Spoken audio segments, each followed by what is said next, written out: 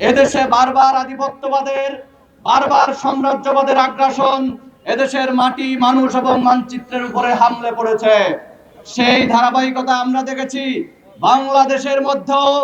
এই paid agent যারা ভিনদেশি দালাল এবং তাবেদার, যারা বিভিন্ন সময় দিল্লির দাবিদারি করেছে, যারা বিভিন্ন সময় মার্কিনীদের দাবিদারি করেছে, তারাই দাবিদারি করে নিজেদের ক্ষমতা পাকাপোক্ত করার জন্য বাংলাদেশের উপরে তারা আগ্রাসন চালিয়েছে। আর এই আগ্রাসনের বিরুদ্ধে যারাই মুখ খুলেছে, যারাই কলম চালিয়েছে, যারাই কথা বলেছে, তাদের কথা, কলম এবং মুখকে বন্ধ করার জন্য বিভিন্নভাবে হামলা, মামলা, এমনকি নির্যাতনের মাধ্যমে, নিষ্পেষণের মাধ্যমে, হত্যার মতো নির্মম কাজ করতেও তারা দ্বিধাবোধ করে নাই। সেই ধারাবাহিকতা আমরা দেখেছি।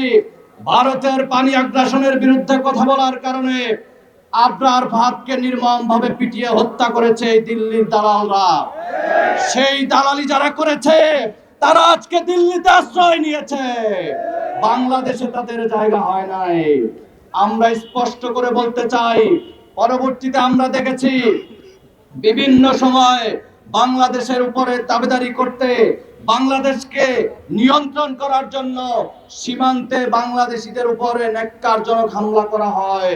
বিভিন্ন সময় বাংলাদেশিদেরকে ধরে নিয়ে যাওয়া হয়, যা সম্পূর্ণরূপে আন্তর্জাতিক আইনের লঙ্ঘন।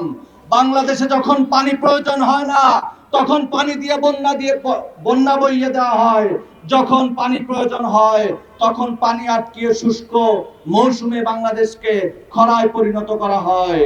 অতএব এর বিরুদ্ধে যারা কথা বলে, যারা বিভিন্ন সময় এই সমস্ত বিষয় নিয়ে সতর্ক করে, আমরা দেখেছি ফেলানীকে 15 বছর আগে এই সীমান্তে নির্মমভাবে গুলি করে হত্যা করা হয়েছিল, আজও তার বিচার হয় নাই।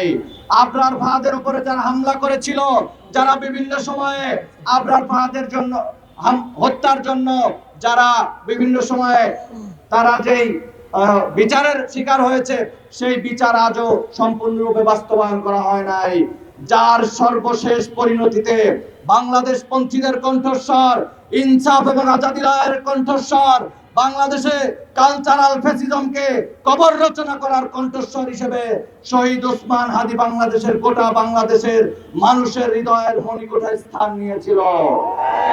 সেই কারণেই যারা এই বাংলাদেশকে আধিপত্যবাদ এবং সাম্রাজ্যবাদের কবলে রাখতে চায়, তাদের এক শ্রেণী শরীফ ওসমান হাদিকে নির্মমভাবে গুলি করেছে। গুলি করার 1 মাস হয়ে যাচ্ছে, কিন্তু আমরা দৃশ্যমান কোনো বিচারের কোনো কার্যক্রম আমরা দেখতে পাচ্ছি না।